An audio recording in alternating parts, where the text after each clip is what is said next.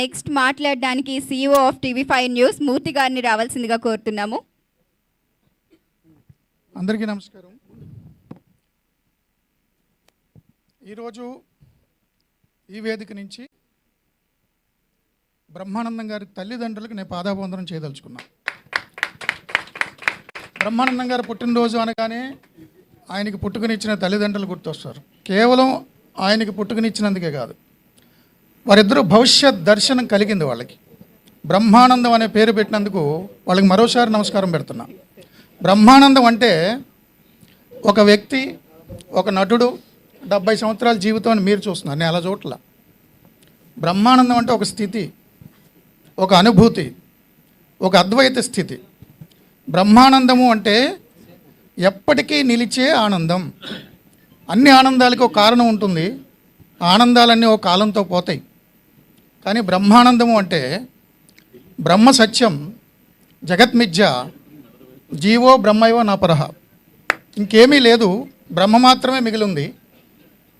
ఆనందో బ్రహ్మేతి వ్యజానాత్. కారణం లేకుండా దానంతట అది బ్రహ్మం అలా ఆనందంగానే ఉంటుంది, అదే బ్రహ్మానందం. సో బ్రహ్మానందం గారికి ఆయన నవ్వితే మన మనసు తేలికపడుతుంది. ఆయన మౌనంగా ఉంటే కూడా, ఎక్స్ప్రెషన్ ఆయన మౌనంగా ఉంటే కూడా మనం చాలా ఆలోచింపజేస్తుంది.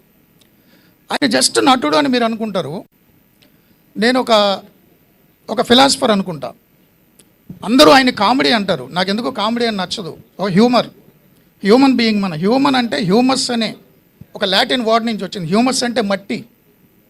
సో మట్టి నుంచి వచ్చాం కాబట్టి హ్యూమన్ అన్నాం.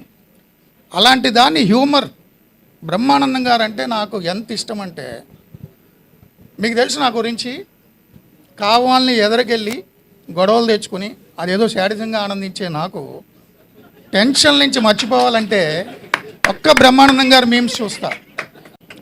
బ్రహ్మానందం గారి సినిమాలు మన ముందు జనరేషన్లు, మన జనరేషన్లే కాదు, ఫర్ ఎవర్. ఏఐ వచ్చింది కాబట్టి ఆయన రైట్స్ ఇంకొన్ని తరాలు కూడా ఉంటాయి. బ్రహ్మానందం అంటేనే ఫర్ ఎవర్ అని, ఎప్పటికీ నిలిచిపోయే స్థితి, అద్వైత స్థితి బ్రహ్మానందం గారు. దాన్ని ఊహించారు చూడండి వాళ్ళ తల్లిదండ్రులు, చాలా అద్భుతంగా పేరు పెట్టారు. నాకు బ్రహ్మానందం గారు అంటే చిన్నప్పుడు, గోదావరి జిల్లా నుంచి వచ్చేగాడు సినిమాలు చూసేటప్పుడు ఇంటి ఓడు, ఆడు, ఈడు, బ్రహ్మిగాడు అంటారు. కానీ ఆయన బ్రహ్మి గాడ్. నాకు ఉకారం తగిలి తీసేయాలి, బ్రహ్మి గాడ్. చాలా సినిమాలు చూస్తుంటా, చాలా పుస్తకాలు చదువుతుంటా. ఒకరోజు నాకు మిస్డ్ కాల్స్ ఒక 20 ఉన్నాయి. నేను జనరల్గా అన్నౌన్ కాల్స్ ఎత్తను, అదేదో DND ఏదో ఉంటుంది. 30 కాల్స్ ఉన్నాయి. చూస్తే బ్రహ్మానందం గారు. అసలు నాకు లైట్లో ఆగిపోయినాయి. అరే నేను ఇంత ఇష్టపడతా, ఆయన సడన్గా ఈ టైంకి ఫోన్ చేశారంటే, నా షోస్లో పర్టికులర్ షోలో నేను మాట్లాడిన మాటలు అవన్నీ కూడా గుర్తు చేస్తూ తెలుగు సాహిత్యము, ఆంగ్ల సాహిత్యంలో ఉన్నటువంటి అద్భుతమైన కవులకు సంబంధించిన కోట్స్ కూడా చెప్పారు. Salute sir, salute. Great philosopher, మన తెలుగు జాతి సొత్తు.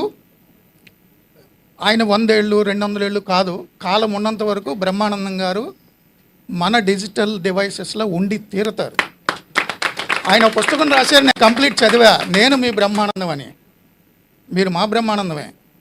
నేను అనే పదం ఎక్కడ పోతుందో అక్కడ మనం బ్రహ్మస్థితిలో ఉంటాం. ఇగో పోవాలి. యోగ వాసిష్టంలో శ్రీరామచంద్రుడికి ఇదంతా వైరాగ్యం వచ్చేసి ఏం చేయాలో తెలియక రాత్రిపూట గురువుగారి దగ్గరికి వెళ్ళి తలుపు కొట్టాడంట వశిష్ఠుడి దగ్గరికి. ఎవరు తలుపు కొట్టిందంటే, నువ్వెవరు అని అడిగాడట వశిష్ఠుడు. అది తెలియక వచ్చా అన్నాడు. సో నేను అనే పదం కోల్పోతే మనం బ్రహ్మానందంలో ఉంటాము, స్థితిలో ఉంటాము. సినిమా చూస్తున్నప్పుడు నేను అనే పదం కోల్పోయి, అహంకారం కోల్పోయి పడి నవ్వుతాం కదా, అది బ్రహ్మానంద స్థితే. బ్రహ్మజ్ఞానం, బ్రహ్మానంద స్థితి పొందాలంటే జ్ఞాన మార్గం, దైవ మార్గం, భక్తి మార్గం చాలా ఉన్నాయి. నవ్వు అనే మార్గాన్ని మర్చిపోయారు. ఆ మార్గాన్ని మనకిచ్చి తెలుగు జాతికి బ్రహ్మానంద స్థితిని 2.5 గంటల పాటు థియేటర్లో లేదా ఫోన్లో చూపిస్తున్న బ్రహ్మానందం గారికి పాదాభివందనాలు. Thank you so much. Thank you sir, thank you so much for your valuable words. నిజంగా బ్రహ్మానందం గారి గురించి మాట్లాడాలి అంటే నిజంగా రోజులు సరిపోవు.